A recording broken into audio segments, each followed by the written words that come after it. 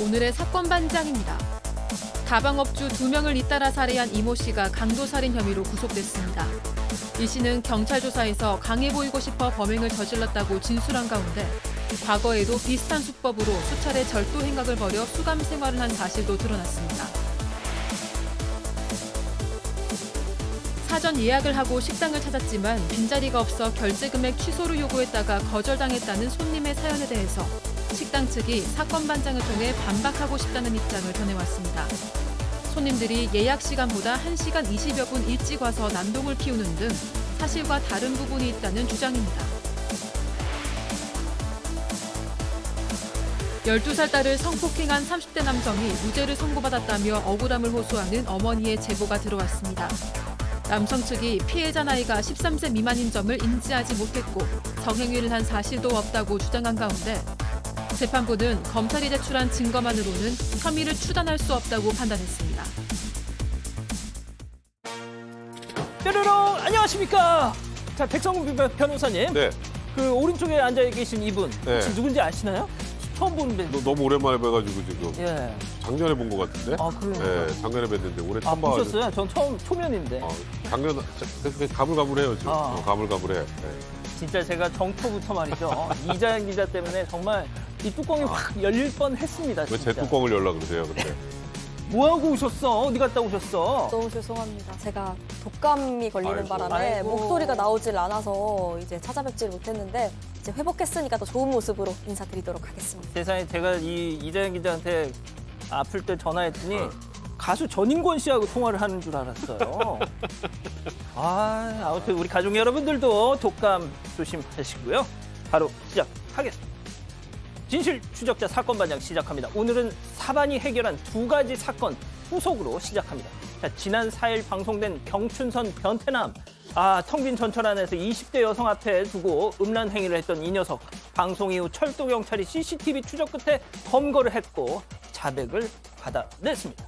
자, 그리고 지난 5일 방송된 원주 미용실 먹튀녀 24만 원어치 헤어 시술 받고 돈 준다 하다 끝내 잠수 타버렸던 이 녀석 역시 방송 이후 영상 좀 내려주면 안 될까요 하면서 결제를 했다더군요. 자, 사반에 제보하시면 이렇게 실마리가 보입니다. 자, 오늘 출연자 소개해 올리죠. 새해 첫 인사를 이제서야 드리는 이자연 기자, 백성문 변호사, 박상희 한국열린사이버대 교수 박지훈 변호사, 그리고 박준혜 수어 선생님 나오셨습니다. 안녕하세요. 안녕하세요. 예, 언제부터인지는 몰라도 사반을 사랑하게 됐습니다 하신 송영남님, 코오롱 인더스트리 법무팀 소속 우리 신랑 문연택 씨가 내일 퇴직합니다. 여보 고생 많이 했어 하신 권기희님, 올해 싱글 골퍼가 되기 위해 맹훈련 중인 정아 여사님의 53번째 생일 축하해주세요 하신 서채원님, 동생 상서가 열심히 공부해서 원하는 대학에 합격했어요. 꼭 축하해주세요 하신 박진선님, 아빠 임승혁, 엄마 주점숙 씨 건강하게 키워줘서 고맙고 사랑해 하신 임재은님, 트로트 가수 콘서트 갔는데 의자에 깔아놓은 방석을 누가 다 훔쳐갔더라고요. 왜 그러고 살아 하신 공주의 이정옥님, 자, 주말에 극장 갔는데 어떤 장년 남성이 세상에 앞좌석에 발을 그것도 맨발을 저렇게 턱 올려놨네요. 왜 저러고 살아 하신 조순희님, 자, 또 갑니다. 사람 손처럼 생긴 물을 봤어요. 너무 비싸서 구입은 못하고 사진만 찰칵 하신 김윤자님, 손가락 욕 같기도 하고요. 자, 손재경, 유예빈 모녀님, 배청아님 모두 사랑합니다. 자, 재미는 물론 의리로 함께하는 아세사와 뉴스에이 육박. 대한민국과 전 세계 동포 가족 여러분의 시선을 모아서 출발합니다.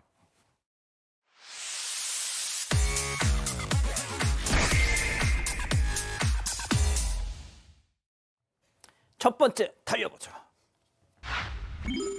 면전에 동전을 확입니다. 한 가게 안에서 벌어진 열받는 상황 영상으로 만나보시죠. 계산대 앞에 한 여성이 있는데요. 직원이 봉투를 꺼내면서 뭐라 말을 하고 있어요. 자, 그런데 바로 그때 동전을 쥐더니 야! 하면서 팍! 직원은 종이봉투로 동전을 딱 막았습니다. 천만다행 다 막아냈어요. 차단. 아주 그냥 사건 반향에 나오려고 몸부림을 치시는 저분 도대체 왜 저런 겁니까? 네, 뭐 기분 나쁜 일이 있어서였다고 했다는데 지난해 12월 8일입니다. 화장품 가게에 중년 여성이 와서 물건을 사고 봉투를 달라고 했습니다. 당연히 직원이 50원 지불하셔야 합니다. 안내를 했습니다. 그랬더니 그냥 달라고 합니다. 그래서 안 된다고 했더니 현금으로 10,000원짜리를 내긴 했습니다. 그러니까 당연히 직원이 현금으로 9,950원 거슬러 줬겠죠? 그런데 여성이 계산대 위에 놓여있던 그 거스름돈 중에서 동전 950원어치를 집어들고 직원 얼굴을 향해서 집어 던진 겁니다. 다행히 직원이 잘 막아서 다치진 않긴 했는데 그러면서 이 여성은 내가 기분 나쁜 일이 있어서 그래 라고 얘기를 했다고 합니다. 아하. 같이 있던 다른 직원이 아무리 그래도 그렇지 동전 던지시면 안 되죠. 사과하세요 라고 얘기를 해도요. 계속해서 미안하지만 내가 그럴 일이 있어요. 라고 우기더니 그냥 나가버렸다고 합니다. 다치진 않았지만 경찰 신고나 고소도 고려만 하고 하진 않았다고 합니다. 왜냐하면 과정이 길 것 같아 부담스럽기도 하고요. 또 보복이 우려돼서였다고 합니다. 세상에 고작 50원 하나 때문에 남의 집 귀한 딸 면전에다가 저짓을 했습니다. 자, 법적으로 동전을 이렇게 손으로 주면 되게 고맙죠. 나한테 주니까. 그렇지만 저 동전을 던졌을 때는 위험한 물건이 될 수 있습니다. 잘 막았긴 막았는데 혹시나 못 막았으면 크게 다칠 수 있고 찍힐 수도 있는 거거든요. 그럼요. 일반적인 폭행이 아닙니다. 이거는 위험한 물건을 이용한 사람의 신체에 대한 유형력 행사이기 때문에 특수폭행죄가 되고요. 중하게 처벌될 수 있습니다. 저건 일반적인 폭행보다 더 중하기 때문에 고소라든지 법적 조치도 한번 고려해 보시는 게 필요할 것 같습니다. 그렇군요. 알겠습니다. 자, 다음 이어가죠. 택시비 먹튀 꼭 잡는다입니다. 자, 사방가족께서 제보해 주셨는데요. 영상 보시죠. 자, 택시가 승차장 앞에 서고 한 남성이 지금 탑니다. 자, 일단 타자마자 아우 초코바를 그냥 냠냠 쩝쩝 냠냠 쩝쩝 하면서 아이고 자 다리도 그냥 탁 올리더니 거의 누운 채로 지금 휴대폰만 응시를 하고 있는데요. 자, 잠시요. 손님 다 왔습니다 하니까 기사님 엄마 카드 받아서 결제할게요 하더니 저렇게 서둘러서 뛰어갑니다. 하지만 저 인간 10분, 20분 역시나 저놈은 오지 않았습니다. 결국 경찰에 신고하셨다는데 기사님이 사람을 너무 믿으셨습니다. 네, 저게 지난 5일 밤 9시 40분쯤이었고요. 경기 화성시 병점동에서 이 남성 승객을 태워서 경기 안양시로 가게 됐다고 합니다. 20대 초반 정도로 추정이 됐는데 목적지에 도착했더니 이 남성 승객 엄마 카드를 받아와서 결제하겠다 이렇게 얘기를 합니다. 이 말 들은 택시기사 이런 경우에는 손님은 계시고 어머니가 오셔야 하는 거 아니냐라고 말하면서도 그래도 믿고 보내줬다고 합니다. 이 엄마 카드 받아서 결제하겠다 5분만 기다려달라고 하니까 정말 기다렸던 겁니다. 그리고 건물로 들어가는 것까지 확인을 했는데 20분 넘게 감감무소식이었던 거죠. 이 택시비 먹튀였던 겁니다. 피해액이 43,100원인데요. 여기가 그 주정차 단속 중인 구간이라서 또 벌금 낼 게 우려가 돼서요. 이럴 경우에 이 소명을 하기 위해서라도 좀 사유서라도 제출하려는 마음으로 경찰에 신고까지 해둔 상태라고 합니다. 자, 초코바 사 먹을 돈은 있고 택시비 낼 돈은 없고. 제가 보니까 이 남성은 처음부터 택시비 먹튀를 하려고 아예 작정을 하고 탄 것 같아요. 제 자세나 하는 행동이나 도착하고 나서 갑자기 얘기하는 거나. 근데 보통 사실 이 택시기사분이 너무 착하신 것 같아요. 원래 저럴 때 뭐 어머니 오셔서 결제해야 나간다. 아니면 이제 그걸로 해서 안내 보내주거나 아니면 휴대폰이라도 맡기고 가라. 이렇게 해야 되는데 맞아요. 그냥 믿고 보내신 거잖아요. 너무 사람을 믿으셔서 그런 것 같은데 이분이 이제 저 영상을 경찰에 제출해야 되니까 지금 저희도 보고 있는 이 영상을 돌려보셨나 봐요. 저걸 보니까 너무 화나고 맥이 풀리고 이런 일을 겪으니까 다시는 택시기사 하고 싶지 않다는 얘기까지 하셨습니다. 이거는 뭐 명백한 사기고요. 제가 이제 사건 반장하면서 늘 말씀드리는 거 이런 영상이 나가서 저 사람이 잡혀야 안 그럽니다. 사람들이. 내가 이런 행동을 하면 잡혀서 처벌을 받는구나라는 거를 꼭 경찰이 알려주시기 바랍니다. 알겠습니다. 자, 다음 이어가죠. 운전자는 숙면 중입니다. 무슨 얘기일까요? 영상 만나보시죠. 자, 저 위에 앞에 반대 차선에서 차량 한 대가 신호도 무시하고 슬금슬금 저 전조등도 켜지 않은 스텔스 차량. 어떤 인간이 운전하는 거야. 심지어 차선 역주행까지. 지나쳤어요. 자, 불박차 운전자 하차 후에 자 달려가서 세워봅니다. 운전석 문까지 열고 차 타서 스톱했습니다. 자, 음주, 약물, 졸음 셋 중에 어떤 거? 셋 중에 하나입니다. 음주예요. 음주예요. 지난해 12월 29일 날 오후 10시에 있었던 일인데요. 인천의 한 도로입니다. 한 차량 지금 보면 신호 위반해서 반대편 차선으로 역주행해서 오는 모습이 보이는데 아마 운전자가 자고 있었던 것 같아요. 자면서 뭐 브레이크 같은 게 꺼졌던 상황 같고, 문제는 다행스럽게 열린 창문으로 깨우긴 깨웠는데 안에서는 술 냄새가 진동을 했다고 하고요. 경찰이 올 때까지 숙면을 취했다라고 합니다. 아이고야. 결국 아마도 불박차 운전자가 해당 운전자 보니까 신호 대기 중에 아마 술에 취해서 잠이 든 것이 브레이크가 좀 밀리면서 서행한 것이다. 이렇게 추측을 하고 있습니다. 제발 좀 하지 마세요, 음주운전. 자, 다음 이어가죠. 하지만 역시 음주운전입니다. 유엔 김정은 음주 측정 거부. 음주운전은 아니지만 의심이 되는 상황이죠. 40대 가수 겸 배우가 교통사고를 내서 음주 측정을 거부했다, 이런 보도가 나왔는데, 알고 봤더니 그룹 유엔 출신의 김정훈 씨. 네, 맞습니다. 경찰에 따르면 지난해 12월 29일 새벽 3시 반쯤에 가수 겸 배우가 서울 강남구에서 앞차량을 추돌하는 사고를 냈다. 근데 그런 보도가 나와서 이 40대 가수 겸 배우가 누구냐, 그리고 굉장히 많은 분들이 궁금했는데 밝혀졌습니다. 유엔 출신 가수, 지금 사진에 나오고 있는 배우 김정훈 씨라는 사실이 알려졌습니다. 일단 현장에 경찰이 출동을 했고요. 그러면 사고가 나면 무조건 경찰이 기본적으로 하는 게 음주 측정입니다. 이제 혹시 술 먹고 운전했는지 확인하기 위해서. 그래서 3차례 음주 측정 요구했는데 3번 다 거부를 했다고 합니다. 그래서 경찰서에 결국 이제 김정훈 씨 임의 동행됐는데요. 일단 음주 측정 거부는 면허 취소고요.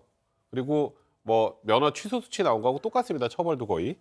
일단은 뭐 입건해서 조사하고 있는 상황이라고 하는데 자세한 사고 경위하고 음주 측정 거부 이유에 대해서는 다시 조사를 이어가겠다는 입장입니다. 자, 그런데 뭔가 예전에도 뭐 좀 비슷한 게 있었던 기시감이 듭니다. 네, 저도 똑똑히 기억이 나요. 김정훈 씨 13년이나 되기는 했지만 2011년 7월에 음주운전 혐의로 입건돼서 운전면허 취소된 적이 있습니다.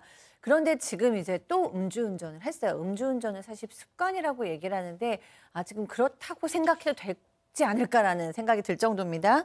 근데 이번에 음주 측정 거부로 입건됐으면 굉장히 심각한 일이 벌어진 거잖아요.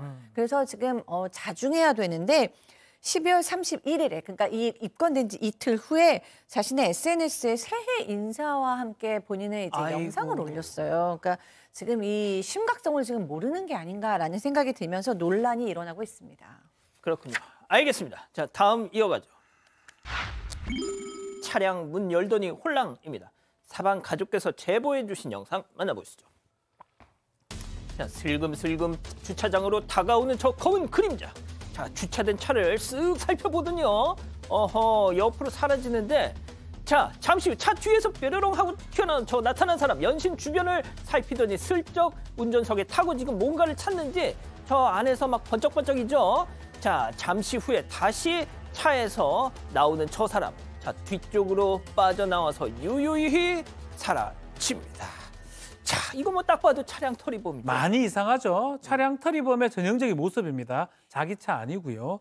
지난해 12월 26일 새벽에 있었던 일인데 아마 이 차주는 깜빡하고 차문을 잠그지 않고 아마 내렸던 것 같아요. 근데 보니까 나중에 나와 보니까 이 사람이 보면서 운전석에 탑승하기도 하고 차량 털이 빈 차량을 돈을 가져갔는데 수표하고 현금을 한 410만 원 정도 가져갔다고 합니다. 아유. 다행히 수표가 좀 많습니다. 수표는 도난 신고를 했고요. 네. 현금은 이제 한 12장 60만 원 정도가 되는데 일단은 절도죄가 되고 다른 피해 발생하지 않도록 경찰에 신고를 했다고 그러고요. 수표는 말 쓰게 되면 바로 잡힙니다. 예, 그렇군요. 알겠습니다. 자, 마지막 사연으로 가보죠. 카페 갔다가 울 뻔 점점점입니다. 이거 좀 많이 좀 주목해 주십시오. 사반 가족분께서 우리 가족 여러분들의 집단 지성의 판단을 받아보고 싶으시답니다. 네, 그 1인 1음료가 원칙인 카페에서 거의 쫓겨나듯이 나왔다, 이런 사연입니다. 이 사연자가 최근에 그 아내, 아들 또 장모님까지 모시고 이 외출했다가 카페에 들르게 됐다고 합니다. 그런데 그 당시에 장모님은 속이 좀 불편해서 음료를 안 드시겠다고 했습니다.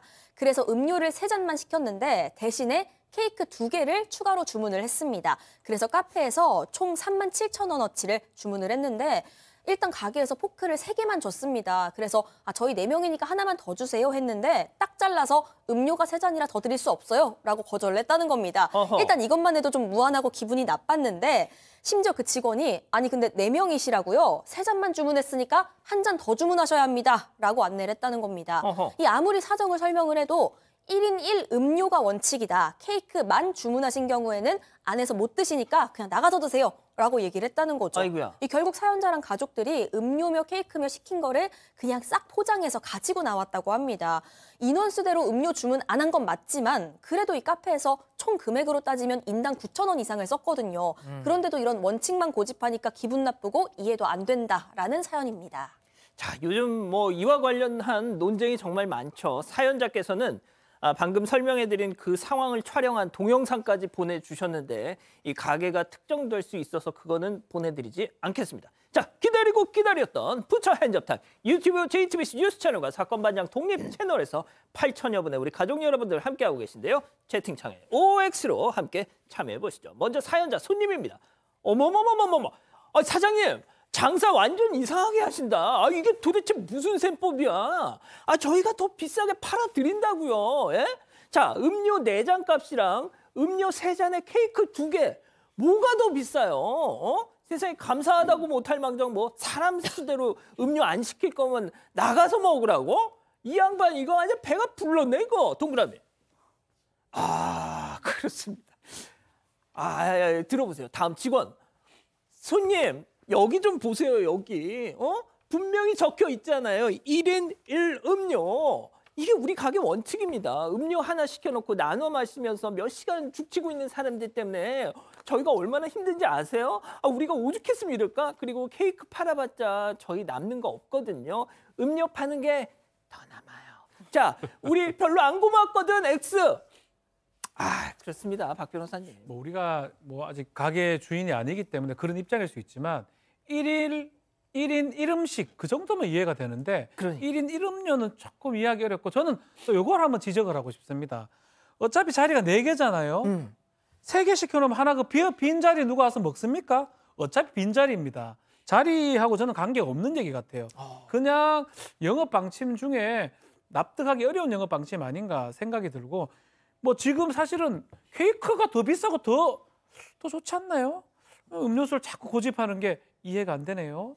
자, 교수님. 네, 저는 사실 이해는 돼요. 왜냐하면은 학교 근처나 이런 사무실 근처 같은 그 커피숍에 가보면 음료수 뭐 둘이 왔는데도 하나만 시켜가지고 몇 시간씩 그냥 노트북 켜고 일하고 막 이런 사람들이 있거든요. 자기가 집에서 음료수 가져와서 앉아있고. 그러니까 이제 이런 걸 보면 카페 사장님들은 정말 속상할 것 같긴 해서 1인 1음료라는 방침은 이해가 되는데 좀 융통적이어야 된다고 생각을 해요. 그렇게 비싼 케이크를 2개나 시켰고 이러면 게다가 또 음료수를 못 드신 분은 어르신이었고 이러면 좀 융통적으로 해야 되는데 그 케이크 갖고 나가서 드세요. 이렇게 얘기하면 정말 좀 서로 불쾌해지지 않나 해서 손님 편을 들었습니다. 이제 박 교수님 말씀하신 것처럼 좀만 좀 융통성 있게 했더라면. 그러니까 사실 이제 1인 1음료 이거 하는 카페들이 종종 있어요. 그리고 저도 그 방침에 대해서는 찬성입니다. 조금 전에 박사님 소장이 다 설명을 해주셨던 것처럼. 근데 1인 1음료를 고집하는 이유는 객단가 때문이에요. 손님당 판매 가격이 중요한 건데 음료 대신에 케이크를 샀으면 저 원칙은 깨는 게 정상이죠. 저는 이 직원이 너무 융통성이 없었던 것 같고 이 직원이 그 카페 사장님이신지 아닌지 잘 모르겠지만 혹시 이 방송을 보신다면 사장님께서 뭐 직원을 해고하라는 뜻이 아니고 직원한테 그렇게 하면 정말 우리 손님 떨어져 그러지 말라니 꼭 좀 해줬으면 좋겠고요. 이게 만약에 뭐 이 가족이 이렇게 시켜놓고 뭐 밤새나 있었던 것도 아니고 지금 앉자마자 지금 이러는 거 아니겠습니까? 예. 그러니까 이거는 오히려 손님을 쫓아내는 일이기 때문에 카페에도 전혀 도움이 되지 않을 것 같습니다. 그렇군요. 자, 이 기자, 우리 가족 여러분들 뭐라고 하십니까? 네, 많은 의견 주시고 계신데요. 일단 정의진님, 손님이 왕인 시절은 다 갔네요. 이럴 거면 케이크를 팔지 말든지 하셨고요. 강진성님, 저도 어제 그랬어요. 빵을 몇만 원어치 샀는데 음료 주문 꼭 해야 한다고 하더라고요 하셨습니다. 쪼꼬미님, 푼돈으로 손님 잃고 돈도 잃고 이미지도 잃어버렸네 하셨는데 또 일부 이 가족분께서는요. 이현진님, 케이크는 마진이 안 남긴 해요 하는 의견도 주시긴 하셨습니다. 그렇군요. 알겠습니다. 사건반장 제보 메일과 카카오톡 사건반장 제보 채널에서는 우리 가족 여러분들의 많은 사연과 제보 기다리고 있습니다. 자, 춘천 사시는 최경미 여사님 보고 계시죠? 초등학교 6학년생 따님 지유가 지난 여름 2학기에 다른 학교로 전학을 갔었다고요.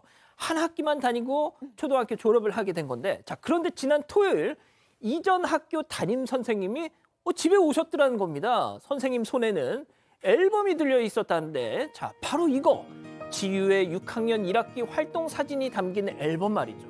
자, 1학기만 마치고 전학을 간 아이한테 단체 사진도 아닌 지유만을 위한 앨범을 저렇게 손수 제작해서 선생님이 직접 찾아와 주셨다. 아, 앨범을 한 장 한 장 넘기면서 너무너무 감격하셨다는 겁니다. 자, 춘천 금산초등학교 안상태 선생님 정말 감사합니다 하셨어요. 와, 드시는 건 아직도 선수시네요. 잇몸은 현역이거든요. 그럼요. 잇몸은 은퇴가 없으니까 잘 관리하세요. 염증은 줄여주고 잇몸 속부터 건강하게. 인사돌 플러스. 잇몸 속부터 단단하게. 인사돌로 플러스 하세요. 인사돌 플러스. 에몬스가 떠올리다. 쉼에 딱 맞는 소파를. 잠에 꼭 맞는 침대를.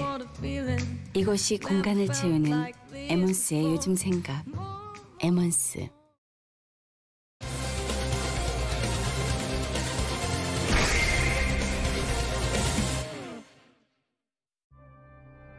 왜 혼자 일하는 여성에게만 그렇게 범죄 저지르셨습니까? 죄송합니다. 금품 탈취 목적 있었습니까? 없었습니다.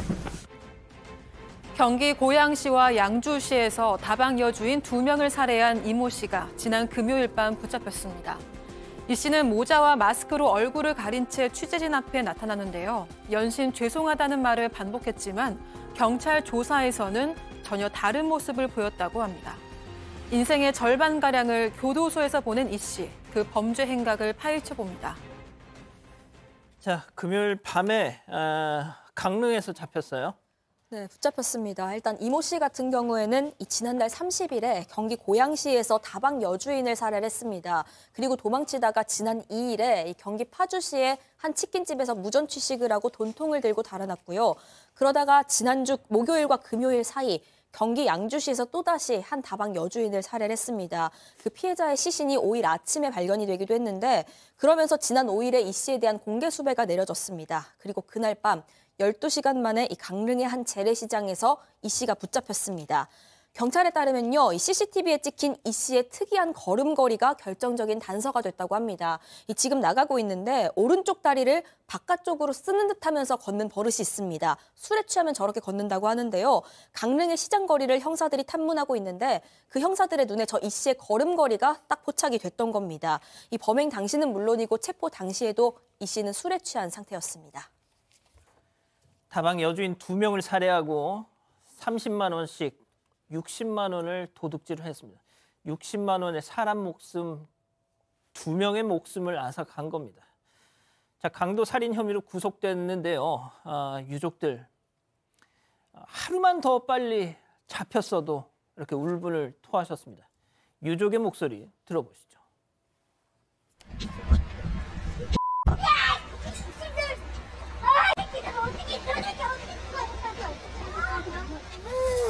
친언니 맞으시죠? 네, 친언니. 심정이 어떠세요?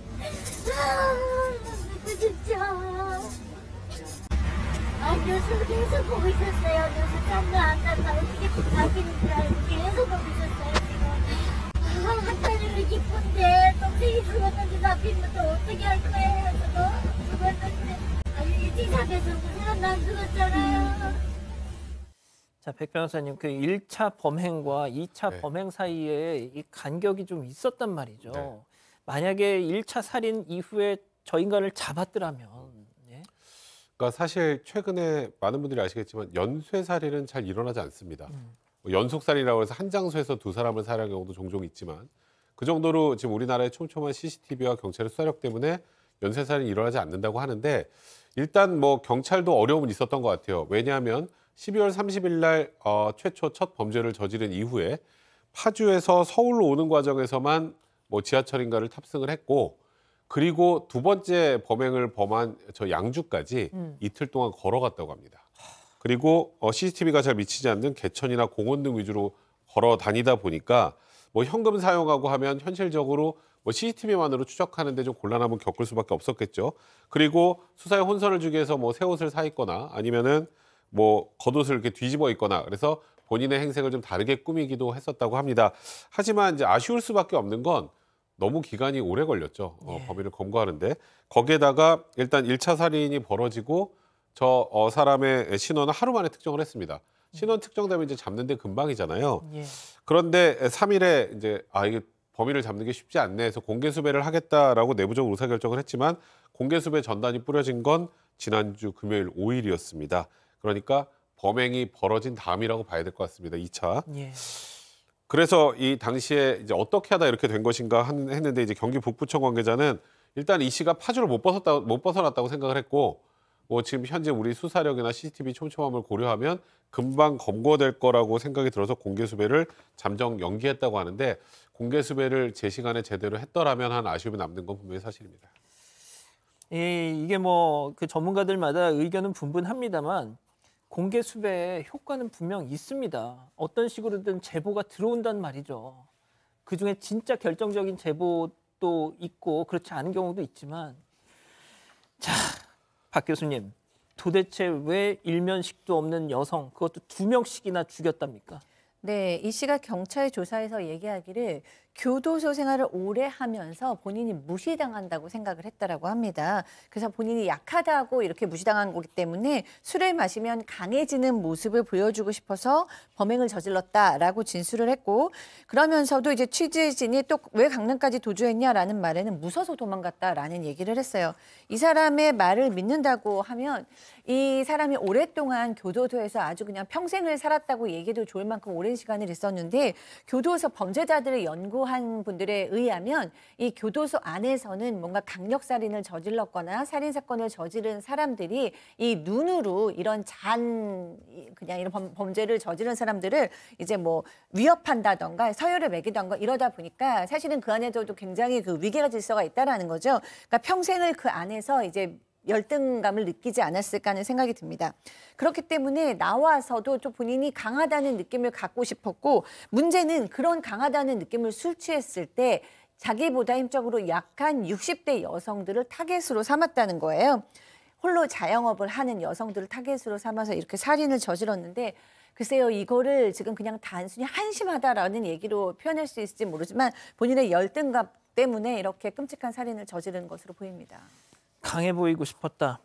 그 전과, 수두룩한 전과, 하지만 이 절도, 좀도둑질을 하고 쌓인 전과다 보니까 방금 박 교수님 말씀처럼 감방에 들어가면은 항상 두들겨 맞고 자기보다 한참 어린 녀석들한테도 그렇게 시달리면서 괄시를 받고 살았던 거예요. 그러다 보니까 강해 보이고 싶었다. 자, 그런데 정작 그 강함을 드러낸 상대가 자기보다 나이가 더 많은 여성들이었습니다. 자, 체크포인트 짚어보자.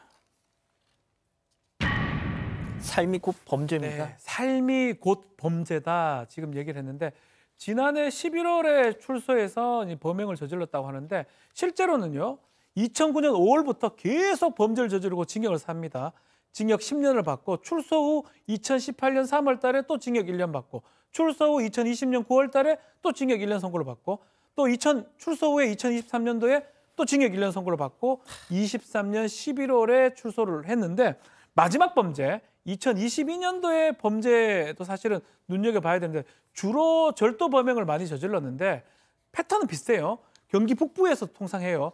파주 카페에서 32만 원 절도를 하기도 하고, 고향에 있는 길가에서 10만 원 소매치기를 하기도 하고, 파주 식당에도 26만 원 절도를 했는데 그래서 마지막 징역 1년 선고를 받았는데, 위치가 경기도 북부라는 점, 그리고 그 여성 자영업자가 있는 곳에 이 소규모 카페라든지 식당에 들어가서 음식이나 술을 시켜 먹는 주인이 방심할 때 그렇게 도망갔다고 합니다. 그런 패턴으로 이제 계속적으로 절도 범행을 저질렀던 걸로 보입니다.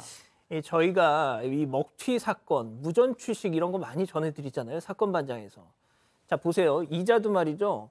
평생을 그 짓을 하고 살았습니다. 예? 평생을 무전 취식하고 식당 가가지고 사장님들 한눈 파는 사이에 그거 훔쳐가지고 달아나고.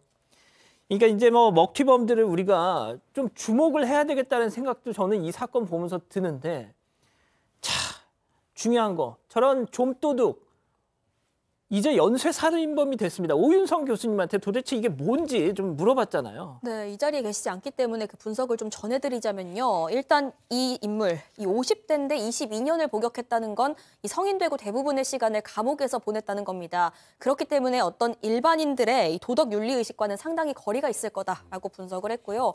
또 혼자 있는 여성을 노렸습니다. 여기에 대해서 본인은 경찰 조사에서 강해 보이고 싶었다고 범행 동기에 대해서 밝히긴 했지만 이 오윤성 교수님은 본질은 돈이다라고 분석을 했습니다. 일단 피해자 2명에게서 지금까지 성범죄 흔적이 나오지 않았습니다. 여기에 대해서 1차 살인에서 30만 원을 훔쳤고 도망치다가 또 돈통을 들고 이 도망친 적도 있고 그럼에도 만족할 만한 돈을 얻지 못하니까 2차 살인까지 이어진 거다. 이 본질은 돈이다라고 분석을 했습니다. 좀도둑에서 연쇄 살인범으로 지금 변했습니다. 이자는 지금 저희가 자 보세요. 저희가 그 공개 수배 전단을 통해서 저자의 얼굴은 안단 말이죠.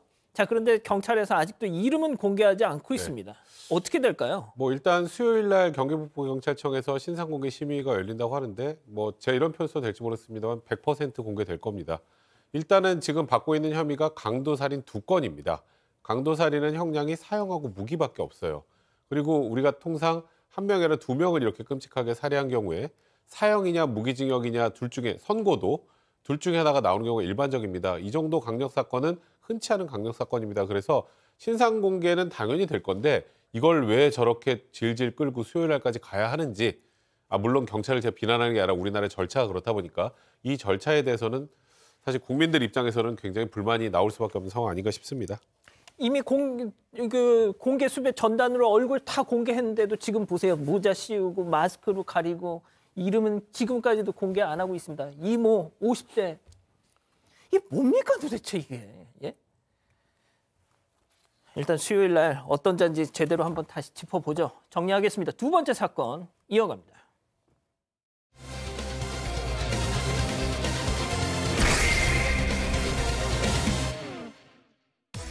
사전 예약을 하고 식당을 찾았지만 빈자리가 없어 결제 금액 취소를 요구했다가 거절당했다는 손님의 사연에 대해서 식당 측이 사건 반장을 통해 반박하고 싶다는 입장을 전해왔습니다. 손님들이 예약 시간보다 1시간 20여 분 일찍 와서 난동을 피우는 등 사실과 다른 부분이 있다는 주장입니다. 양측의 엇갈리는 주장을 짚어봅니다. 자, 지난 금요일 저희가 전해드렸죠. 대게값 75만 원 환불 거부 식당 그 사연. 당시 저희가 이 피해 손님과 연락이 돼서 손님 측 주장을 전해드렸고 물론 금요일 방송에서도 이 사장님 측 의견을 전해드렸었는데 그건 기보도된 다른 언론에서 인용된 그 워딩을 중심으로 소개해드렸습니다. 자, 방송 나가고 나서 식당 사장님이 저희한테 연락을 주셨어요. 우리도 할 말이 있다. 사실과 다른 부분이 있다면서 반론권을 보장해달라 하셨습니다. 자, 가감없이 전해드리죠. 자, 이 기자. 네, 일단 이 사건 지난달 31일 울산의 한 식당 대게집에서 일어났습니다. 이 손님 측은요, 장모님 칠순을 기념해서 거제도로 가족여행을 다녀왔다고 합니다. 그래서 아이들 2명 포함해서 동서 형님 내외, 처남 내외 이렇게 총 9명이 이 식당에 방문을 했습니다. 일단 손님 측 주장입니다. 처형이 일주일 전부터 예약 전화를 시도를 했다고 합니다. 대표 전화로 문의를 했는데 통화가 처음에는 안 됐습니다. 그랬는데 이 여성 사장님으로부터 다시 전화가 걸려와서 처형 이름으로 저녁 7시입니다. 9명 룸 있는 방으로 예약을 했다고 합니다. 그리고 방문 하루 전에도 예약 확인 전화를 했다고 하고요. 식당도 확인을 해줬다고 합니다. 그리고 그날 이 예약 시간보다 다소 이른 6시 15분쯤에 도착을 했다는 게 손님 측의 주장이었습니다. 하지만 식당 주장에 따르면요. 예약자 이름은 따로 기재가 안 돼 있었다. 그리고 7시가 아니라 저녁 7시 30분에 예약이 돼 있었고 9명 룸 있는 방 칠순잔치 이렇게 예약 내용이 들어가 있었다는 게 식당 측 주장입니다. 그리고 손님들이 6시 12분에 도착했다고 설명했습니다. 자, 룸으로 예약한 건 맞습니다. 아니, 저희가 이게 뭐라고 지금 이렇게 2번에 걸쳐서 전해드리냐면 이 방송 이후에 또 이 보도 이후에 이 해당 가게의 영업 피해 상당하다는 거죠. 누군가에게는 정말 먹고 사는 문제가 달려 있는 것이기 때문에 저희가 정말 이거는 한번 좀 더 다뤄야 되겠다라는 생각으로 지금 전해드리고 있습니다. 자, 룸으로 예약한 건 맞고 손님은 7시에 예약했다. 자, 사장님은 7시 반에 예약했다. 이렇게 팽팽히 맞서고 있습니다. 자, 결국 양쪽의 주장에 따라서 조금씩 다른데 손님이 최소 한 40분, 많게는 1시간 반 정도 일찍 왔던 거예요, 교수님. 네. 피해 손님 후속 취재를 좀 했는데 이 피해 손님의 얘기에 의하면 6시 15분에 도착을 했어요. 그리고 이제 그 밖에서 식당 밖에서 예약을 확인했다고 합니다. 여사장님이 와가지고 확인을 했는데 분명히 7시에 9명 이렇게 써 있었다고 하면서 이제 한 줄을 딱 지웠다고 해요. 그러면서 이 손님이 좀 일찍 왔는데 괜찮냐라고 물었더니 괜찮다라고 대답을 했고 그러면서 이제 개를 고르고 2층으로 가세요라고 얘기를 해서 이제 개를 골랐다고 합니다. 그렇게 회는 올라가면 드릴게요라고 얘기했고 그래서 개를 골라서 올라가는데 6시 21분에 근데 개값은 미리 계산해야 됩니다라고 남자 사장님이 얘기를 해서 정확하게 6시 21분에 개값을 75만 원을 계산을 했습니다. 그리고 이제 2층으로 올라갔는데 가서 보니까 9명이 앉을 수 있는 방이 없는 거예요. 그러다 보니까 거기 직원이 그럼 3층으로 가보세요라고 얘기를 했고 3층으로 갔더니 또 직원들도 아무도 모르는 듯한 얼굴로 그냥 이렇게 봤다고 합니다. 자, 손님 측 주장에 따르면 일찍 온 것도 괜찮다고 했고 75만 원 대게값도 냈으니까 당연히 룸이 예약한 대로 준비가 돼 있을 거라고 생각해서 올라갔다는 거죠. 자, 그런데 들으신 것처럼 방은 어디에도 준비가 안 돼 있었고 빈자리도 없었다는 겁니다. 그래서 다시 1층으로 내려와서 사장님한테 이게 어떻게 된 거요? 따졌다는 거죠. 자, 사장님은 뭐라고 했을까요? 체크포인트 짚어보죠. 방 없어요라고 했다는 건데 이게 무슨 말인지 자, 이 손님 측이 촬영한 당시 영상을 저희가 오늘 처음 공개합니다. 보시죠. 방이 없는데 예약을 왜 받고? 방이 없다잖아요, 방이. 그러면 4개 깜기 전에 먼저 취소를 했어야지. 결정문도 덜렁해놓고 방도 없고. 방으로 예약이 4개 있는데 안 나오는 거를 끄집어낼 수도 없잖아요. 3시간 전에 들어가가 안 나오는데. 결제를 하지 말았어야지. 어쩔 수도 있다고 말을 하고 결제를 하든가. 아니 그럼 그걸 우리가 어떻게 알아봐요? 아니 자리 방이 아니라도 내가 9분 마련해놓고 왔는데 이렇게 제가 조금씩 이해를 해야지 의합니까? 내가 이 안에 걸도 다 맞는다 하잖아요. 이 75만 원 죽여놓고 이 생물을 의합니까 그러면? 조금만 이해해 주이소. 대물라고 거제에서 2시간 내려왔어요 지금. 방을 예약 안 했으면 우리가 그냥 먹어. 그냥 온 것도 아니고 예약을 해놓고 왔는데. 자, 저희가 이제 지난 금요일에도 이 영상이 있었습니다만 공개를 하지 않았었습니다. 왜냐하면 혹여 저 가게 내부 그림이 나가면 식당이 특정이 될까 봐 저희가 이 영상을 공개하지 않았는데 일이 뭐 이렇게까지 커지고 양측의 입장이 이렇게까지 맞서다 보니까 저희가 오늘에서야 공개를 했어요. 일단은 뭐 식당 측의 얘기를 듣고 조금 전에 저 영상을 보면 좀 약간 갸우뚱하는 부분이 있긴 합니다. 일단 식당 측에는 뭐 방이 사전에 예약 중이라 빈반 상태로 깨끗하게 마련될 수는 없었다. 그리고 아까 조금 전에 여사장님 얘기처럼 뭐 일단 뭐 사람들이 들어가서 먹고 있는데 어떻게 나가라 그러느냐. 그리고 12월 31일이라면 뭐 다 아시겠지만 작년에 마지막 날이기 때문에 굉장히 식당이 붐비는 날이고 뭐 기존 손님을 뒷손님 일찍 도착했으니까 나가라 이럴 수도 없었고 뭐 일단은 그에 대해서 불쾌했다는 건 이해를 하는데 7시 반에 예약해놓고 6시 40분에 자리를 마련해주지 않는다고 환불해달라는 게 오로지 업주의 책임이냐.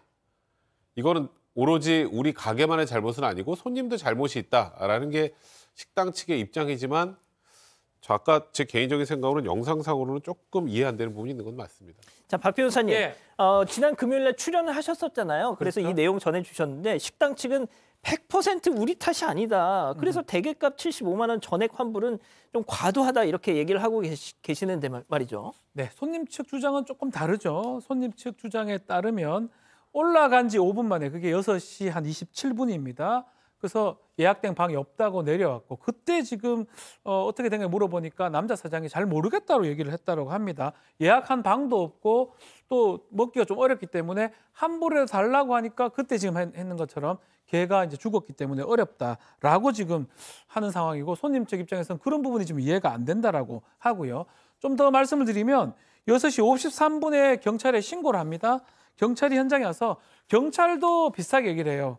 업체에서 예약을 룸 못 지켰기 때문에 환불하는 게 맞지 않냐라고 얘기하니까 식당이 뭔 소리 하느냐 우리가 해결하겠다. 벌금 나오면 내가 내겠다라고 하니까 이거는 뭐 민사에 가깝기 때문에 경찰이 끼어들 수 없다라고 해서 경찰은 그런 어떤 다툼이 있고 7시 20분쯤에 이 철수를 했다고 합니다. 자, 양측 주장이 또 엇갈리는 부분이 있는데 경찰이 출동하기 전후까지 방이 준비돼 있었다. 아니다. 그때까지도 방 준비 안 됐다. 뭐 이렇게 또 계속 맞서고 있더라고요. 네, 그 부분에서도 말이 갈립니다. 일단 손님 측 주장인데 그 경찰 돌아가고 나서 같이 나왔는데 가게 앞에서 7시 40분까지 기다렸다는 겁니다. 그런데 그때까지도 빈 방이 없었다고 했고요. 그러니까 이 식당 측이 알고 있던 예약 시간인 7시 반이 지났는데도 빈 방이 없었다는 게 손님 측의 주장인 겁니다. 이 반면에 식당 측은 얘기가 다릅니다. 오후 7시, 저녁 7시 이전에 이미 빈 방이 준비가 됐다는 겁니다. 아하. 그러니까 이 잘못 알았다고 하더라도 손님들이 이 주장한 예약 시간보다 이전에 빈 방이 준비가 됐다는 거죠. 그런데도 불구하고 손님이 계속해서 환불만 요구를 했고 손님이 실제로 기다린 시간은 10분에 불과하다라는 게 식당 측의 주장입니다. 진짜 이게 양측의 주장이 너무 첨예하게 엇갈리는데 이 사장님께서는 이 손님 결국에 2시간을 달려서 칠순잔치 때문에 장모님 칠순잔치 때문에 온 가족 9명이 모여서 룸으로 예약을 해서 밥을 먹으려다가 이렇게 된 걸 때문에 이제 뭐 온라인에 글을 올렸는데 그렇죠. 이렇게까지 커지니까 결국 사장님이 손님을 고소했어요. 자, 이것도 좀 안타까운 일인데 식당 사장님이 손님이 업무방해를 했다. 뭐 노쇼를 했다. 고의적으로. 그렇게 얘기를 하면서 업무방해죄 지금 고소를 한 상황인데 아마 핵심 부분은 정말 고의가 있냐 없냐 이 부분이 좀 중요할 것 같아요. 얼만큼 기다렸을지 아니면 방에 대한 예약 부분도 좀 확인해 봐야 될 것 같고 정말로 뭐 10분을 기다렸는지 1시간을 기다렸는지 이런 부분이 업무방해죄 이 성립하냐 아니냐 판단해야 될 것 같은데 사실 좀 안타깝습니다. 이게 형사적으로 가야 될 일인지는 사실은 개인적으로 봤을 때는 뭔가 하여튼 약간씩 두 쪽 차이가 좀 있는 것 같긴 한데 이 개 관련돼서 이렇게 고소까지 진행된 자체가 좀 안타깝긴 합니다. 예. 저희도 조금 이 내용을 취재하면서 양측이 좀 원만하게 화해하셨으면 좋겠다 이렇게 뜻을 전달을 했는데 양쪽 다 너무 완강하시더라고요. 더군다나 지금 손님 측도 75만 원 대게값을 돌려받기 위해서 또 민사를 좀 고민하신대요. 그러니까 이건 배보다 배꼽이 더 크다고 하더라도 감정상 어쩔 수 없다고 생각하시는 것 같은데 저는 이렇게 좀 생각해 봐야 될 것 같아요. 전 아까 좀 전에 영상 공개한 걸 기초로 해서 좀 말씀을 드리면 일단 룸이 7시 반에 예약이 됐는지를 잘 모르겠어요. 그러니까 이제 이쪽에서는 예약을 했는데 손님은 이제 식당 측에서 착각한 게 아닌가 일단 일차적으로 좀 그런 생각이 들어요. 왜냐하면 예약이 룸에 4개 돼 있는데 끄집어낼 수는 없잖아요. 보통 이제 예를 들어서 룸에 7시 반에 예약이 돼 있으면 7시 뭐 20분 정도 되면 앞손님을 내보내고 그 이후에 들어가시면 됩니다. 이게 정상이거든요. 근데 그게 아니라 뭐 그렇게 약속한 사람만 들여보내죠. 그렇죠. 근데 끄집어낼 수 없잖아요라는 예약이 안 됐다는 소리거든요. 그래서 이 사장님이 그럼 방이 아니더라도 내가 9명짜리 홀에 마련해 놓겠는데 그런 얘기를 하시잖아요. 그래서 저는 개인적으로 좀 식당 측에서 룸 예약을 실수를 못한 게 아닌가 일단 생각이 들고 룸을 예약을 했다면 이렇게 응대를 했으면 안 되고 그리고 만약에 룸 예약을 실수로 잘못해서 홀에다 자리를 마련해 줄 거면 미리 양해를 구해야죠. 구하고 지금 이러이러해서 우리가 룸 예약에 착오가 있었고 홀에 9자리 만들어 올 테니까 괜찮겠습니까? 한 다음에 대게를 쪄야 돼요. 근데 일단 무턱대고 대게를 찐 게 사실이라면 그럼 최소한 사전에 그 문의를 먼저 했어야 되거든요. 그걸 안 했다라는 건 전 조심스럽습니다만 아무리 식당 주인 입장에서도 좀 화나는 부분이 있다고 하더라도 조금 더 식당 측의 과실이 큰 게 아닌가. 이건 순수하게 제 개인적인 생각입니다. 일단 사장님은 이 손님들이 7시 반에 예약을 했고 무려 1시간 넘게 일찍 도착해서 방 준비가 안 돼 있다고 행패를 부리면서 결제 취소를 일방적으로 요구했다. 그리고 심지어 7시 전에 그 사람들이 손님들이 원했던 대로 7시 전에 방이 났음에도 불구하고 그래서 들어가시라 했는데도 싫다. 취소해줘라 결제. 계속 이러다가 그냥 가셨다는 거예요. 뭐 박 변호사님 더 하실 말씀? 그게 맞다면 업무방해죄에 가까울 수 있어요. 그래서 사실관계가 지금 달라요. 손님 측하고 그 식당 주인 측하고 지금 식당 주인 측 말이 다 맞다 그러면 업무방해에 가까울 수 있는 거고요. 백 변호사 지금 좀 설명하셨지만 만약에 손님 측 얘기가 또 맞다면 과연 저렇게 고소를 해가지고 또 법적 책임을 물을 수 있을지 그 부분도 의문이기도 하고요. 사실관계가 좀 중요할 것 같습니다. 근데 만약에 식당 측 주장대로 1시간 20분 전에 왔다면 룸에 못 들어가잖아요. 1시간 20분 동안. 근데 대게를 미리 찌면 어떡해요? 그것도 좀 저는 개인적으로 좀 이해가 안 돼요. 그러니까 그것도 너무 일찍 오셨으니까 지금은 뭐 이걸 대게를 찌게 되면 다 식으니까 그 룸 들어갈 시간에 맞춰서 하는 게 어떻겠냐라고 역제하는 게 맞는데 일단 고르고 찐 다음에 자리 없다 그러는 건 자리 너무 일찍 왔다 그러는 건 저는 좀 개인적으로 좀 사장님께서 그날 아무리 급해도 좀 너무한 게 아닌가 개인적인 생각이 드네요. 알겠습니다. 저희가 좀 너무 그럼에도 불구하고 손님 측 그리고 사장님 측 두 분 양측에 좀 부탁드리고 싶은 게 이런 문제를 가지고 소송까지 가는 건 정말 아닌 것 같습니다. 좀 원만하게 좀 합의를 좀 보셨으면 좋겠고요. 그런 소식을 저희가 나중에라도 좀 전해드릴 수 있었으면 좋겠네요. 자, 정리하고요. 세 번째 사건 이어갑니다.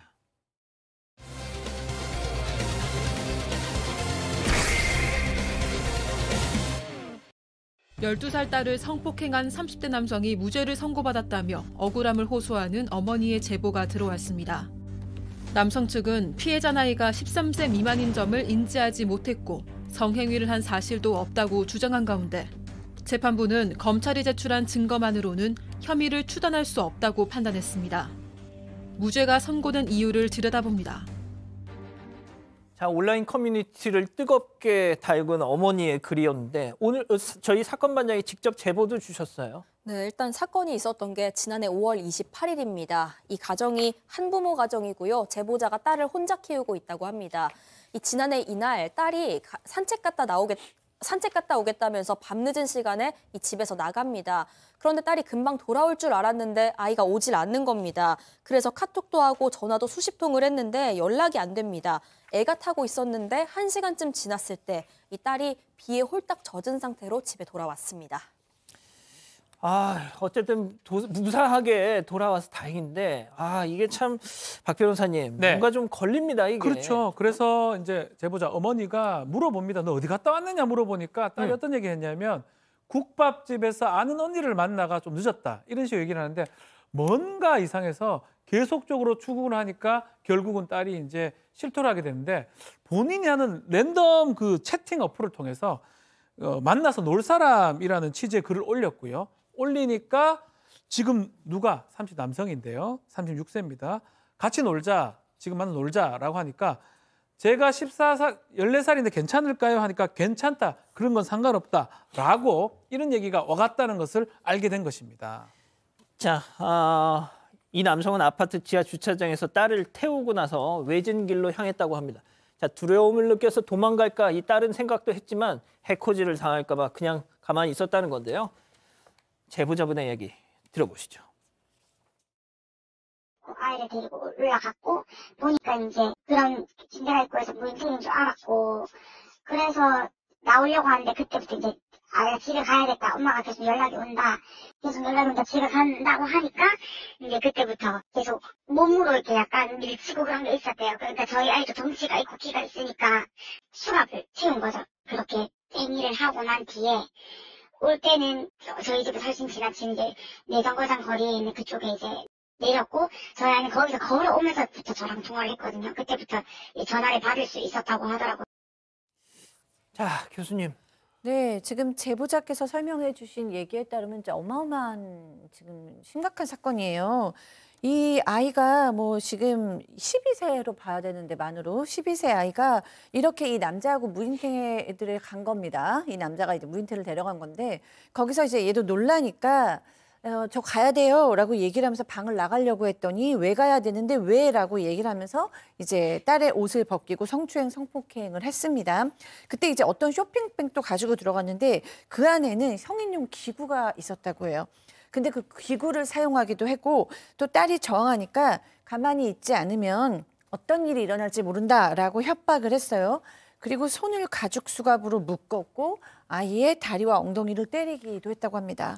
그런 후에 이제 다시 차로 데려가서 내려주고 그때부터 이제 엄마하고 통화가 가능했다고 합니다. 당연히 신고하셨겠죠? 뭐 당연히 할 수밖에 없죠. 이거는 뭐 신고를 할 수밖에 없는 사안이고 제보자 주장에 따르면 일단 딸이 평소에 우울증에다가 틱장애 불안장애까지 있어서 이제 이게 신고를 하면 조사를 해야 되잖아요. 예. 그러면 진술하는데 굉장히 부담이 되니까 또 거기다가 이 남성한테 보복당할 수 있다는 생각 때문에 신고를 망설이다가 3일 만에 신고를 했다고 합니다. 한 달 만에 이 30대 남성 붙잡혔고요. 6월 23일에 구속이 됐습니다. 그런데 이제 이 남성이 뭐라고 주장했느냐? 나 이 아이 만난 건 맞는데 나는 성추행한 적도 없고 성폭행한 적도 없다. 그리고 일단은 아까 뭐 어플에 나왔습니다만 제가 14살인데 괜찮아요 그랬잖아요. 나는 13살 이하인지도 몰랐다. 이런 취지로 부인을 했고 일단 검찰에서는 13세 미만 미성년자에 대한 간음추행죄로 남성을 기소했던 겁니다. 자, 검찰은 13세 미만 미성년자에 대한 간음추행죄로 기소를 하면서 징역 12년형을 구형했습니다. 자, 지난주에 1심 선고가 있었는데 결과는 무죄였습니다. 자, 체크포인트 짚어보죠. 몰랐다. 네, 이 13세, 만 13세 미만인 걸 알았냐 몰랐냐가 가장 중요한 쟁점인데 백 변호사님 말씀하신 대로 몰랐다고 주장을 했습니다. 일단 이 아이가 어플에서 남성한테 자신이 14살이라고 얘기를 했고 또 닉네임에도 14살이란 내용이 들어가 있긴 하다고 합니다. 여기에 대해서 재판부 한국 나이 14살은 생일이 지나면 만 13살, 안 지나면 만 12살이기 때문에 아이의 생일을 알지 않는 이상 만 12살인지 남성이 몰랐을 거다라고 판단을 했습니다.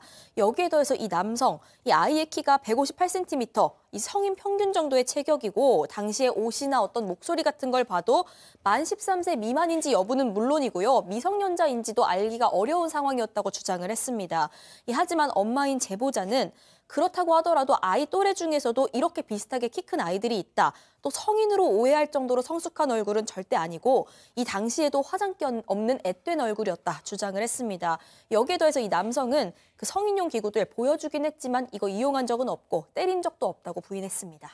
자, 도대체 이걸 무죄를 때리는 판사는 뭐냐 하면서 주말 동안 엄청 많은 비난이 있었는데 자, 백 변호사님. 일단 그러니까 이런 성범죄 사건 같은 경우에 제일 중요한 거는 진술이죠. 진술 플러스 알파, 그러니까 증거가 있어야 되는데 진술만 있는 경우는 진술의 신빙성이 인정될 만한 게 있어야 됩니다.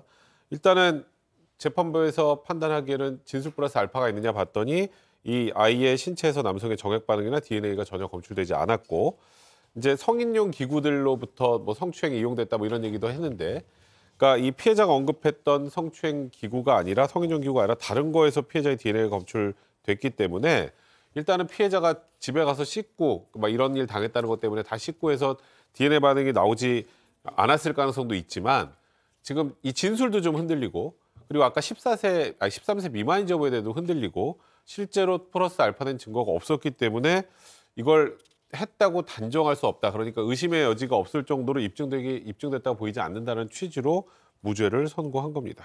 박 변호사님, 네. 그러니까 이제 검찰이 기소를 딱 그거 13세 그걸로만 했는데 그게 무너지니까 재판부에서는 무죄라고 할 수밖에 없었던 거죠. 기소한 거에 대해서 법원은 판단할 수밖에 없습니다. 만약에 이거는 뭐 그냥 추측이고 가정이긴 한데요. 만약에 검찰에서 예비적 기소를 한다든지 공소장을 바꿨다고 하면 이게 어떤 범죄가 성립할 수 있냐면 미성년자 의제 강간 중에 그러니까요. 13세에서 16세 그 피해자 같은 경우는 동의가 있다 해도 처벌이 가능합니다.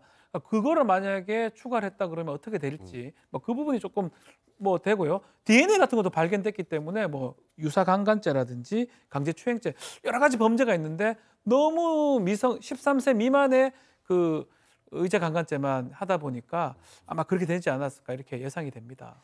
일단 항소심에 가면 박 변호사님, 네. 일단 뭐 유죄가 나올 수가 있겠죠?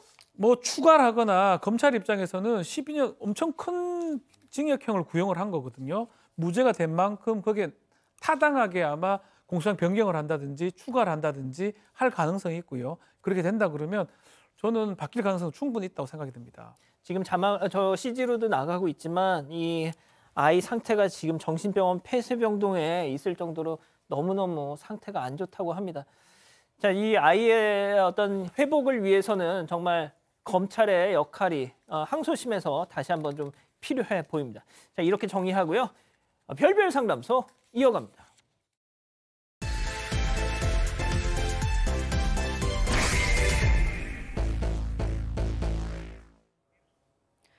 남편과 9살, 7살 남매를 키우고 있는 40대 여성 조 씨. 최근 몇 년 동안 시가 식구들과 남편 때문에 고민이 많습니다. 2년 전 온 가족이 코로나에 걸렸다가 나은 지 얼마 안 됐을 무렵 시어머니께 음식을 받으려고 잠시 들렀는데 바로 다음 날 잔뜩 화가 난 시누이의 전화를 받게 됩니다. 오랜만에 오면서 어떻게 빈손으로 올 수 있냐고 하더니 급기야 너희 엄마가 해준 게 뭐가 있냐면서 시집 와서 내가 한 게 뭐 있냐 이런 막말까지. 아니 그동안 시어머니 생활비며 보험료도 내드리고 친정엄마가 그동안 집 대출금도 많이 갚아주셨는데 한 게 없다니요. 아내는 억울해서 미칠 지경입니다. 그런 와중에 남편은 철저히 남의 편이 되어버렸습니다. 각자 서로의 집만 잘 챙기면서 살자고 하는데 과연 이렇게 사는 게 의미가 있을까요? 앞으로 이혼하게 된다면 재산 분할이며 양육권 등을 유리하게 받을 수 있을까요? 자, 제보 사연인데요. 이렇게까지 했는데 한 게 없다니. 네, 맞습니다. 시가 식구들이랑 갈등까지 지금 겹친 그런 상황인데 이 제보자는 아내 조 씨입니다. 결혼 10년 차고요. 9살, 7살 난 이 남매를 키우고 있는 40대 부부입니다. 그 2년 전 코로나가 한창일 때 있었던 일입니다. 그 당시에 온 식구가 코로나 걸렸다가 막 회복을 했고 그런데 마침 그 친정엄마도 코로나를 앓고 낳은 직후였습니다. 그래서 이 코로나 때문에 오랫동안 방문을 못했는데 아이들 데리고 2년 만에 친정에 다녀왔던 겁니다. 그런데 이 길에 그 시가 방문하는 건 예정에 아예 없었습니다. 그런데 시어머니가 음식 해놨다 가져가라 하셔가지고 돌아가는 길에 그 차 안에서 마스크 쓰고 음식만 받아서 집으로 돌아왔다고 합니다. 그런데 그 다음 날 시누이로부터 전화가 왔는데요. 대뜸 오랜만에 시댁 왔는데 빈손으로 왔냐? 이 시어머니가 설거지 안 시키니까 엄마가 웃음냐? 지금 우리 엄마 무시하는 거냐? 라고 하더니요. 급기야. 니네 엄마는 해준 게 뭐가 있냐? 우리 엄마가 다 해줬는데 네가 시집 와서 한 게 뭐가 있냐? 이런 막말까지 쏟아내려고 합니다. 시누이 사람 아니네, 진짜 이거. 네, 이해가 진짜 안 되네요. 왜냐하면 코로나에 걸렸어서 사실은 그때는 온 가족이 다 만나서 맛있게 먹고 얘기하고 이럴 때가 아니고 정말 주고받는 것만 살짝 주고받을 때인데 시어머니께서 또 이제 갑자기 뭐 음식 좀 가져가라라고 해서 살짝 들려서 가져온 건데 그거를 시누이가 이렇게 갑자기 얘기를 해서 막말했다는 게 좀 이해가 안 되는데 어쨌든 이 제보자께서는 내가 정말 해준 게 없으면 억울하지는 않은데 너무 화가 난다라고 얘기를 하셨고요. 또 이 일을 너무 속상하니까 남편한테 얘기했더니 남편이 이제 세세하게 묻더니 결국은 우리가 이해하자 뭐 이러면서 어느 점 넘어간 거예요. 그래서 이제 너무 속상해가지고 뭐 이제 이 악말에 대해서 누군가가 나한테 사과해 주길 원하는데 시어머니도 시누이도 남편도 모른 척하고 넘어가니까 지금 너무너무 이제 속병이 나시는 겁니다. 뭘 이해를 해? 자, 결정적으로 갈등이 폭발하게 된 그날의 사건. 정말 이런 얘기가 오갔다는 게 믿기지 않을 정도인데요. 직접 제보자, 사연자 얘기 들어보시죠. 이제 제가 빈손에 왔다고 그거를 아들한테도 서운하다고 얘기하고 딸한테도 이제 서운하다고 얘기를 한 거죠. 그래서 시누이가 저한테 전화해서 네가 결혼해서 한 게 뭐 있냐, 씨발서 한 게 뭐 있냐고 할 때 너무 화가 나가지고 왜 한 게 없냐. 어머니 우리 친정에서 중도금도 갚아주고 그 집도 갚아줬지 않았냐. 근데 그 돈은 다 너 준 거지 내 동생이 준 거 아니니까 덕분이 없다 이렇게 얘기를 하는 거예요. 결혼하면서 진짜 좀 받은 거 하나도 없고 제가 드리면 드리고 이렇게 생각했는데 그거에 대해서도 그런 거를 잘 모르는 것 같아요. 그 집 식구들이 전부 다. 진짜 왜 이러고 살아 진짜. 이게 결혼 초기부터 이 재산 형성 과정을 쭉 보면 더 화가 나실 것 같아요. 진짜요? 일단 결혼 당시에 집은 시어머니 명의의 20평 작은 아파트에 시작을 했습니다. 그럼 시어머니가 해준 집에 살았네? 이 생각하실 텐데 그럼 저기에 누가 세입자가 있었을 거 아니에요? 그렇죠. 그럼 세입자 내보내야 되죠. 그럼 뭘 줘야 돼요? 보증금 줘야 되죠. 그렇죠. 보증금도 또 이 집 리모델링 비용 또 가정가구 혼수 모두 다 제보자가 부담했다고 합니다. 그러니까 집만 덩그러니 있었던 거고 했던 거죠. 그리고 이제 그 뒤에 남편하고 공동명의로 시골에 집을 하나 샀는데 저리 대출을 받았는데 그 집 리모델링 비용도 다 제보자가 부담을 했고 이제 돈이 좀 모자라니까 친정에서 1,000만 원을 빌리기까지 했습니다. 근데 이제 첫째 출산할 때 되니까 이 제보자가 뭐 일을 하거나 하기 좀 힘들잖아요. 외벌인데 대출금 어떻게 갚냐 했더니 이제 친정 어머니가 남은 대출 8,000만 원도 다 갚아줬습니다. 그리고 이제 이 시어머니 그 명의 집에서 4년 살다가 분양받은 집으로 이사를 왔어요. 근데 이거 남편하고 따로 산 거 아니잖아요. 같이 살았잖아요. 여기 중도금 모자랄 때 또 친정 어머니가 2,000만 원 빌려줬습니다. 이렇게 친정 도움이 없었으면 지금 처음에 집부터 뭐 시골의 공동명의 집, 그다음에 새로 분양받은 집까지 같이 살 수도 다 없었어요. 근데 그거 너한테 해준 거다. 뭐 네가 우리 동생한테 해준 게 아니냐 이런 얘기를 했다는데 그럼 남편 따로 살았습니까? 자, 박 변호사님. 다 해줬구만 친정에서. 그러니까요. 지금 대출금도 해주고 중도금도 해주고 이렇게 해줬는데 자꾸 그렇게 하는 그런 맥락, 그런 부분이 매우 제보자는 답답했다고 하고요. 근데 남편이 이제 와가지고 각자 이 서로 부모한테만 좀 충실하자 이렇게 하니까 너무 화가 난다고 합니다. 어쨌든 간에 결혼 후에 월세 수입 사라진 시어머니한테 생활비도 드리고 보험료도 다달이 뭐 4, 50만 원 내드렸는데 그게 가장 크다고 보는데 시집 와서 네가 한 게 뭐 있냐라고 말을 들으니까 큰 충격과 분노가 일어났다고 합니다. 자, 또 이런 남편들 특징이 있습니다. 또 하여튼 그냥 눈물 나게 또 효자야 또 그냥. 네, 근데 또 그렇다고 예를 들어서 본인이 남편이 어머니한테 정말 잘하면 또 차라리 나요. 근데 이 마음만 잘하면서 내 마음을 네가 잘해라 이런 식인 거예요. 그러니까 대리 효자라서 본인은 별거 안 하면서 며느리가 효도하기를 바라는 이런 느낌입니다. 근데 지금 이 남편네 집은 어렸을 때 어머니하고 아버지가 이혼을 하셨어요. 그래서 어머니께서 혼자서 이 남매를 길렀는데 그러다 보니까 이 세 가족이 똘똘 뭉쳐서 서로에 대한 애틋함이 아주 깊다고 합니다. 그래서 모든 비밀도 없고 뭐든지 다 나눠야 되는데 그러다 보니까 이 제보자 혼자서 힘들게 되는 거죠. 그래서 이 셋이 살 때는 뭐 굉장히 힘드니까 어머니 생신 같은 거 못 세고 살았다고 해요. 그런데 이제 며느리가 오니까 생신을 세달라 이런 식입니다. 자, 그렇군요. 자, 심지어 말이죠. 이 남편이란 사람이 문제만 생기면 야, 우리 이혼해! 맨날 그런다는 겁니다. 예. 심지어 말이죠. 애들한테 야, 너 엄마랑 살래? 아빠랑 살래? 이렇게 대놓고 물어본다는 거죠. 직접 들어보시죠. 야, 니네 엄마 아빠 꼴보기 싫어가지고 저런다. 그럼 우리 한 달에 한 번씩만 보고 살자. 뭐 이러는 거예요. 특히 둘째가 남자아이인데 애가 3살 때부터 아빠랑 살 거야, 엄마랑 살 거야? 뭐 이런 얘기를 엄청 많이 했어, 애한테. 그게 하도 이혼을 암시하는 말을 많이 해가지고 제가 봤을 땐 아빠로도 별로고 남편으로서 나의 역할을 안 하고 아들 역할만 하고 살고 싶은 거예요, 자기는. 세상에 저 얘기를 듣고 아이들이 아침에 딱 일어났는데 아빠 안 보이면 진짜 이혼해서 집 나가는 건 줄 알고 아이들이 펑펑 운다는 거예요, 세상에. 자, 박 변호사님. 네. 그런데 말이죠. 저렇게 입버릇처럼 이혼하자던 남편이 요즘에 딱 입에 지퍼를 촥 했다고요. 이것도 좀 이상한데요. 최근에 스님하고 뭔가 얘기를 좀 듣고 오더만 애들이 20살 될 때까지는 이혼하지 말고 그냥 살자라고 얘기를 하고요. 만약에 이혼하려면 네 나가라. 내가 애들 볼 테니까 혼자 나가라. 라고 얘기를 했다고 합니다. 아마 제보자가 애기 두고 아이들 두고 나가는 거 어렵기 때문에 아마 이렇게 얘기하는 것 같고 이때 기분이 상당히 안 좋았다고 합니다. 자, 그런데 이 남편 또 뭐가 있어요. 주식 투자한다고 또 날리고 뭐 한다고 해서 또 달리고 막 다 이렇게 뒷바라지를 해줬는데 날렸다는 겁니다. 자, 그럼 여기서 별별 상담소 오늘의 궁금증 짚어보죠. 자, 재산 형성은커녕 빚만 잔뜩 있는 이 남편 이혼 시 재산 분할 어떻게 되나요? 좀 하시고 싶은가 봐요, 이혼.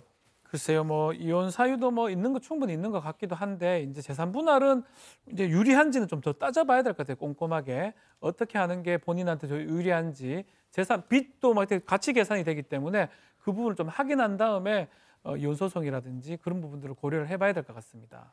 콩짱님 스님하고 살아 그냥. 자, 백 변호사님. 네. 이거 양육비 이런 것도 또 어떻게 해야 되냐고. 일단은 양육권 관련해서는 통상적으로 여자에게 양육권을 주는 경우가 훨씬 많습니다. 엄마랑 아이가 애착 관계가 훨씬 강하고 그렇기 때문에 거기다 특히 이 남편이 엄마랑 아빠랑 저 사이어지면 너 누구랑 살래? 뭐 이런 걸 물어보고 그건 사실 거의 아동 학대 수준이에요. 그럼요. 이혼하려는 부부들이 가장 걱정하는 게 아이한테 어떻게 얘기하지인데 여기는 이혼하기 전부터 일부러 막 더 이런 행동까지 했다라는 걸 보면 양육권은 당연히 지금 제보자 쪽으로 갈 가능성이 많고 양육권이 오면 양육비는 자동으로 상대방이 내야 됩니다. 근데 양육비를 얼마나 내느냐는 상대방의 재산 정도 그리고 이제 우리가 보통 일반적으로 나이 몇 살일 때 얼마라는 양육비 조건표에 나와 있는 최소한의 금액은 받을 수 있으니까요. 뭐 양육비는 당연히 받을 수 있습니다. 일단 양육권을 갖는다면. 그렇군요. 자, 교수님. 아주 그냥 지긋지긋하다고 그냥 막 많은 분들이 네.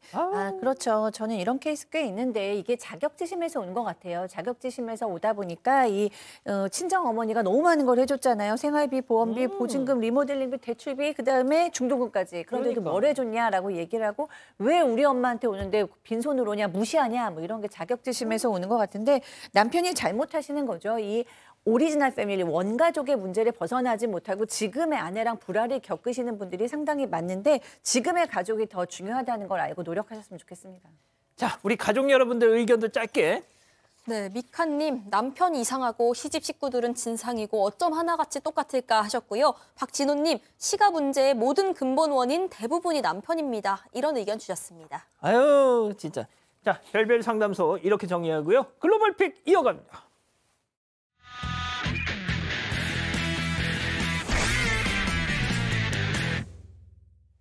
중국으로 가보시죠.